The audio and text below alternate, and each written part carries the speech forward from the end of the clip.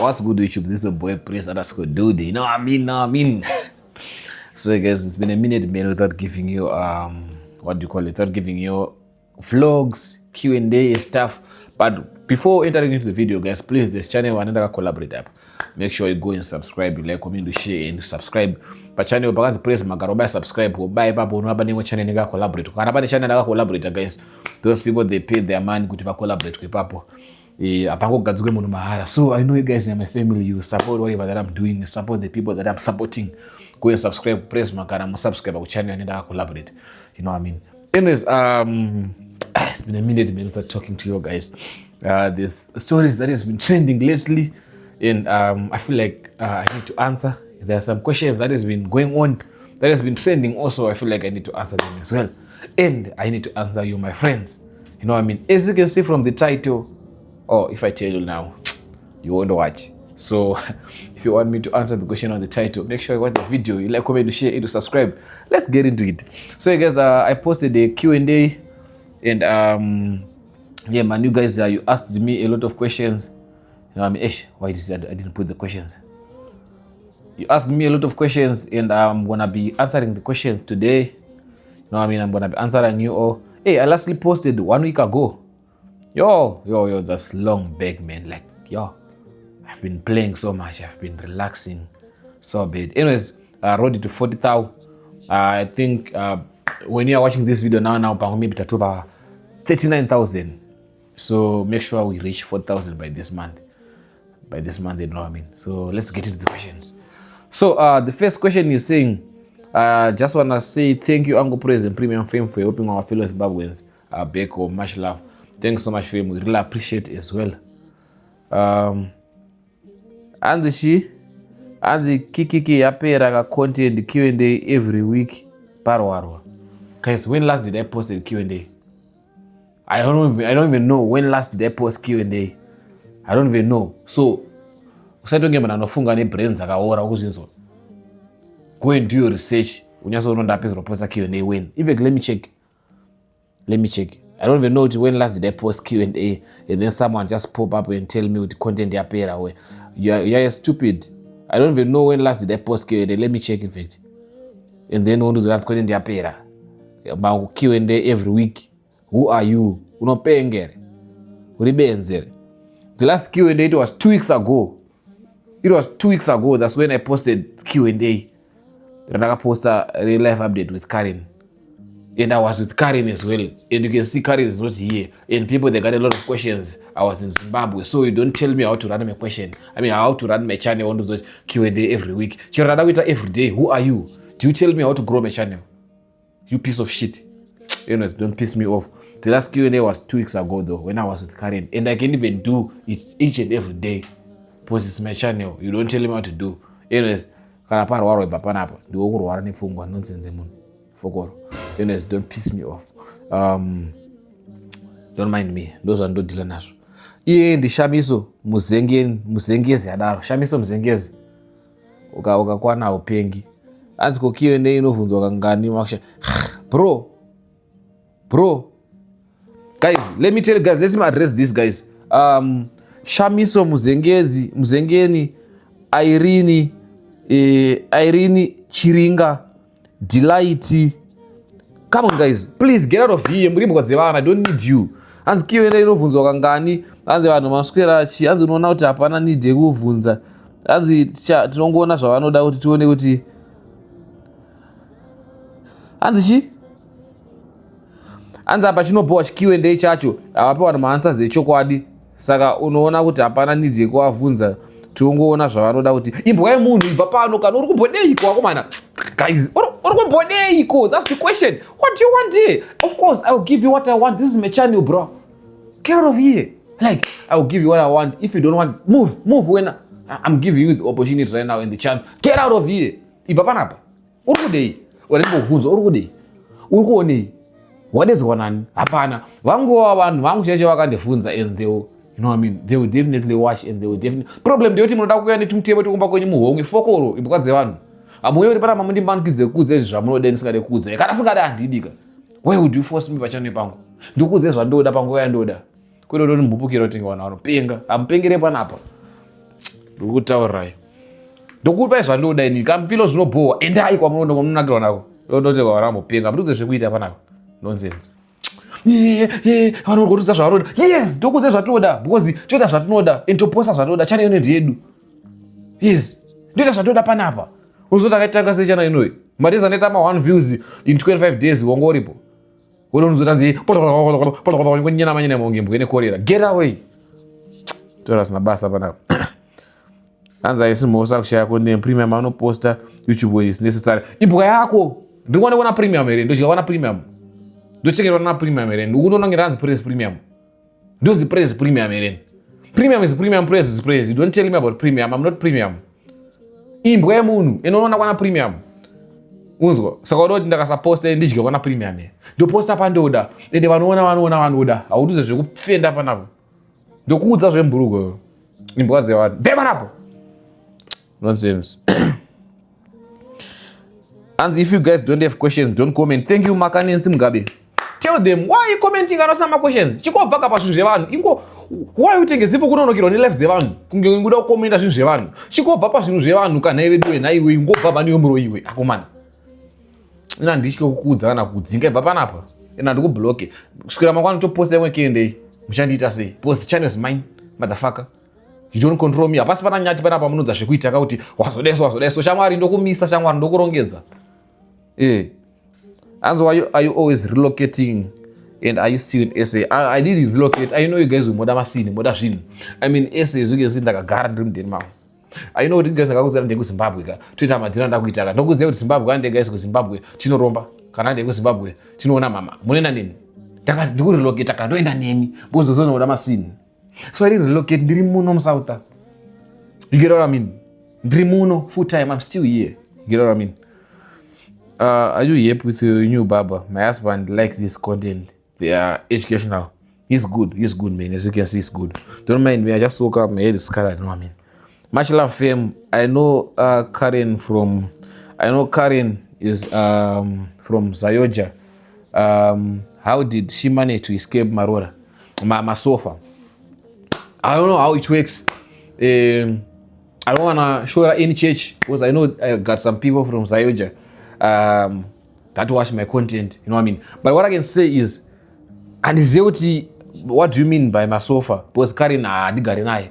Karen angaromba kwa wanzoti Zayoja mora mzotako nere. Kala mora mzodana nere.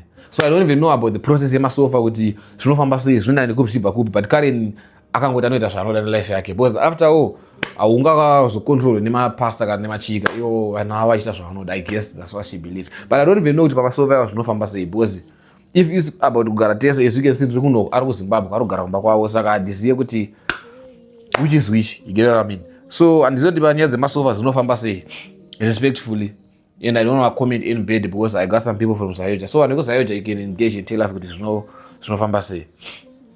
And how is life treating in Joburg comparing in Cape Town or in Zimbabwe?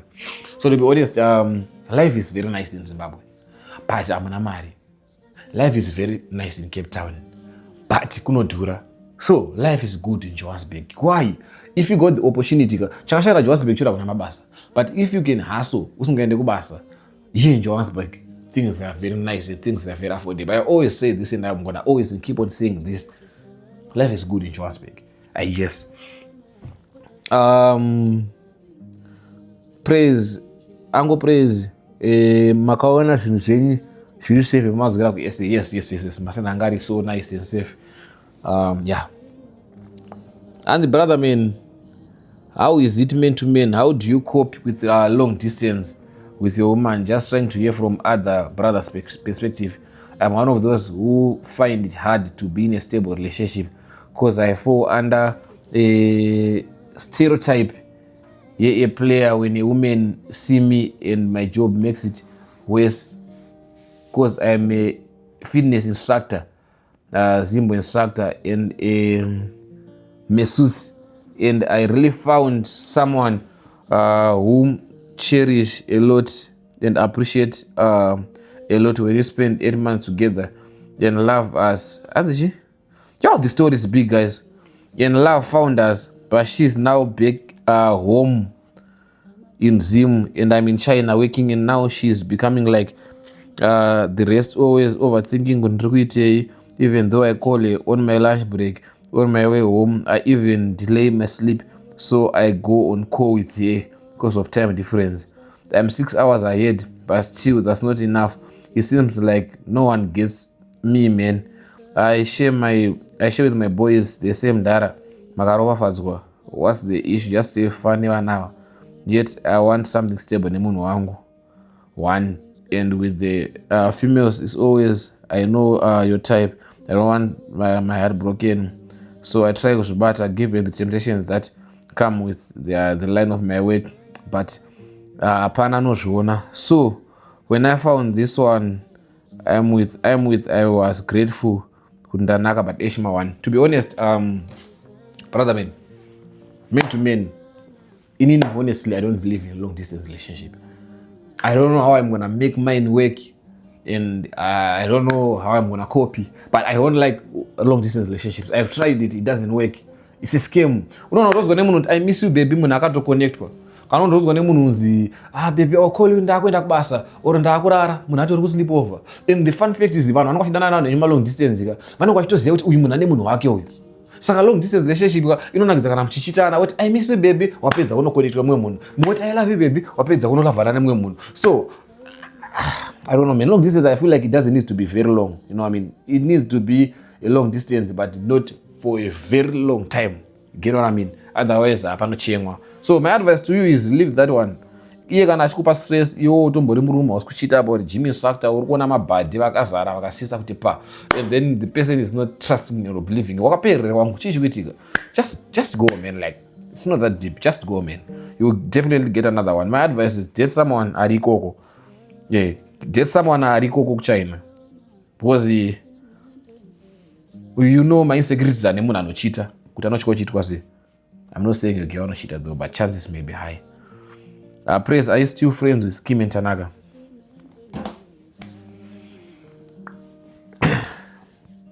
You know what, guys? Actually, ndinotamba nemashamwari angu ese. You get what I mean? Ndinotamba nemafriends angu ese. Let me tell you something, guys. Andombobvira ndakabukana nana Kim and TANAKA. Andombobvira ndakabukana nana Ziso. Andombobvira ndakabukana nana Dexter Ntanya. Andombobvira ndakabukana nana Kim and Lloyd. Andombobvira ndakabukana nana DN Lolo. Andombobvira ndakabukana nana Anna Foch. Everyone, the whole circle, guys. The thing is, I feel like the reason why ndiri kuira nemunhu wese is because I'm not always around, I guess. And what may be the reason? I don't know. I just link up nemunhu wese, so my chances ekunesana nevanhu are a bit low because adigari sesiso anogona ndakugara Joburg. They are in Cape Town. You get what I mean? Sai baba ndagara ku Zimbabwe. They were in Cape Town. You get what I mean? So my chances ekunesana nevanhu are low because my chances ekuita meet up or my chances ekusocialize every day are low as well. So you know what I mean? So and I need to kunesana nevanhu. They still my friends, they still my family, everyone in Cape Town. I love them equally. Get what I mean? So yeah, where are we heading to? Heaven. Heaven is the goal.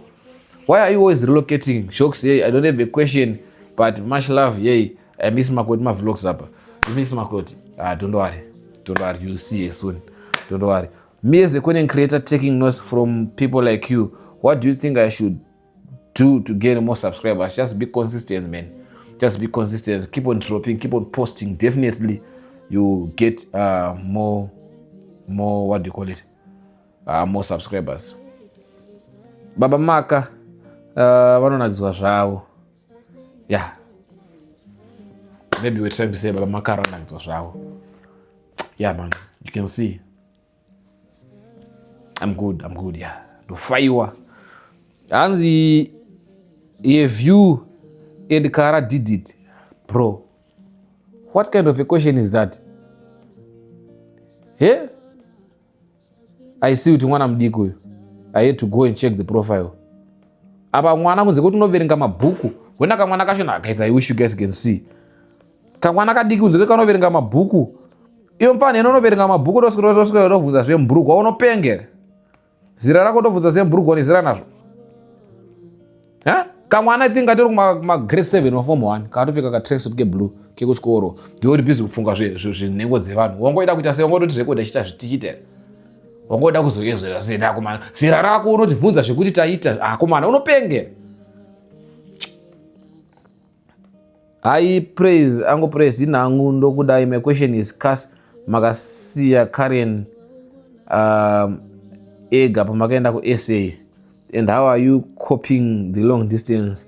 How does it feel kuti muri kure nekure? Sending lots of love. So as I said guys, long distance relationship is so complicated and it doesn't need to be so long, you know what I mean? Yeah man, long distance is so complicated, but we coping man because takabva kuona send and Karen akaenda kuZimbabwe for 2 weeks, but after 2 weeks vanogara a week chandadzoka kuno, we don't know what's next, and you know what I mean? So this for now we coping because asakanyanya kusora zvikudaro. Is your content about relocating? Yes, and I'm relocating next week again. It's about relocating. Yes, it's about relocating, and next week I'm relocating again. Yes. Okay. Is Makoti coming back to SA anytime soon? You gotta stay tuned so that you see what's happening next.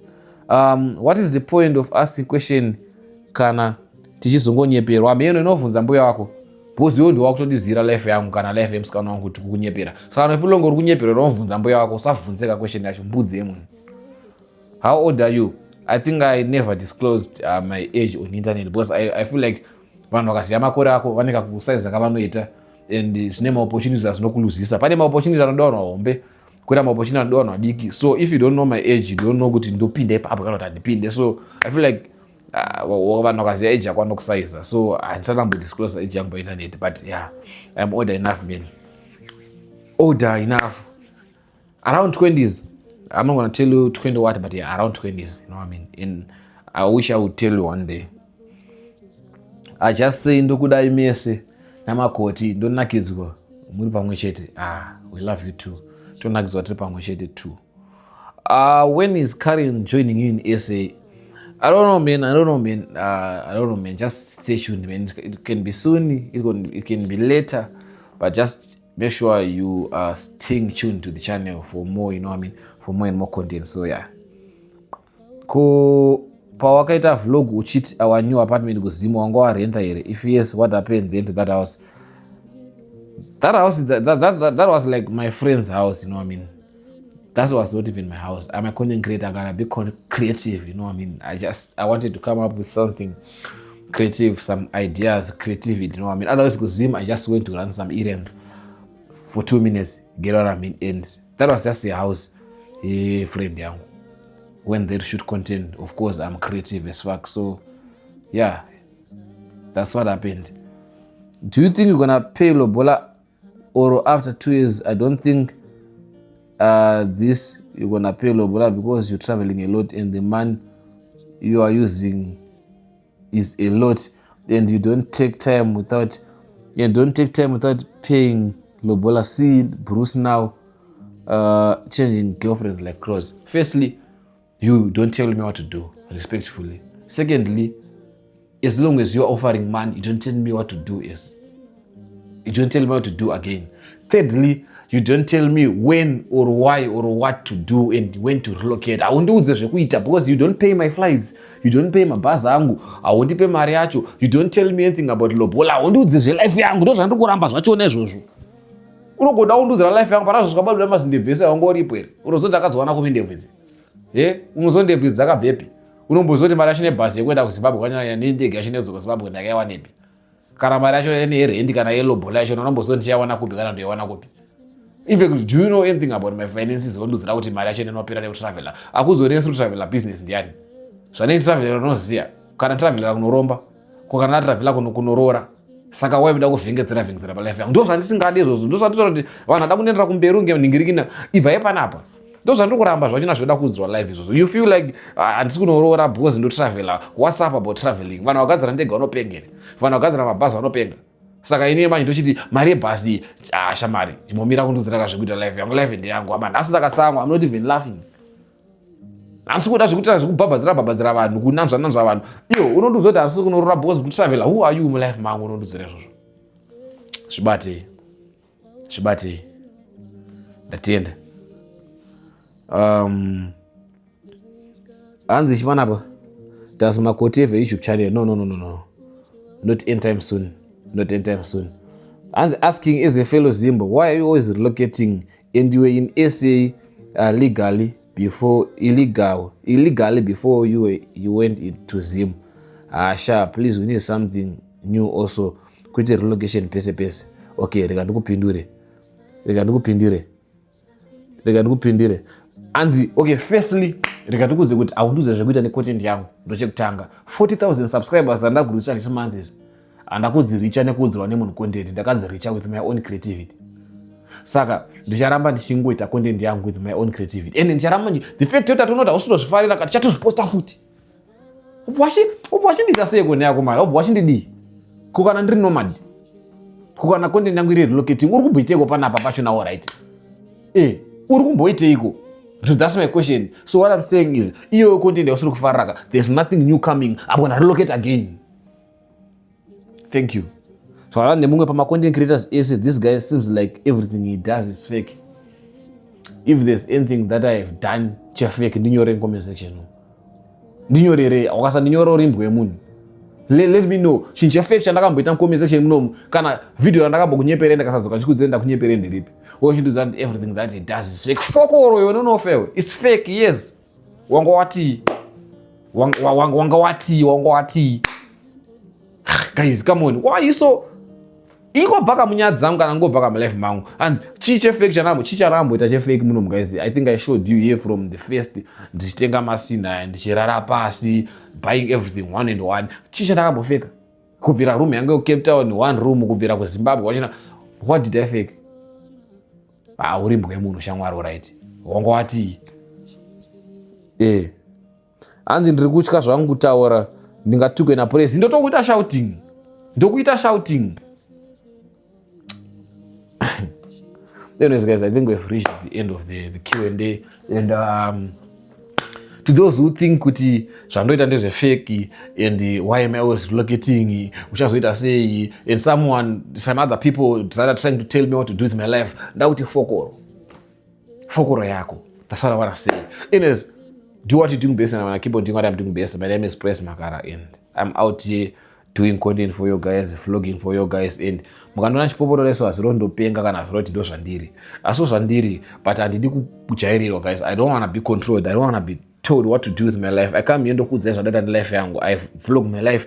I document my life kuti mimuone muvarairwe. Kana chifilo tasikukuvaradza ora sikukunakidza. Panapa. That's the thing, man. Ingobva panapa. Inandinyengerere vanhu guys. Ndofamba navanoda. Vanondifarira. Those who love me, they love even my toxicity. If you think I'm toxic, yes I am. Posa ndiri kujairirwa ndidye poison munyara ndikurere uida kundudzira zvekuita vanodofila kunge zifo kangwara udarika inini mulife mangu. Nongwara life yako. Apa munhu anenge achikudza izvozvo irombe harina achari nacho, you are even better than him or him. Munhu anenge achikudza madhodha akadare wani. So ndo zvandiri kuramba izvo guys, ndikuti munhu usade kuudzira munhu life yake. No word of the day. Munhu ita zvaunoda nelife yako. Otherwise ndokumisa ndokurongedza. Anyways, do what you're doing best. I'll keep on doing what I'm doing best. My name is Press Makara, and thank you so much guys for watching the video to the end. Please make sure you like, comment, share, and to subscribe to my YouTube channel for more content. More content to come. Let me know my vlogs are more good. I'm gonna keep on giving you my vlogs. I'm the unapologetic. Whatever. But I'm the toxic one, the only and one content creator knows I'm on chokwadi. Ipapo. If you love it, was far. If you hate it, was venga. This wako. If you feel like watuko or offendwa, amba lokaka. Ngobaya muwangu andikunyengerere vanhu vanoya everyday, vanoenda everyday. Takatomboshanyirwa vanhu vakakosha mu life medu vakatoenda. Vamwe vachona vakatomboya mu life medu vakatofa. You get what I mean? Kuti wewe zvako utoroneka wife kika smart for you kekuti hotspot because ndaundudza madhodha emombe wayo.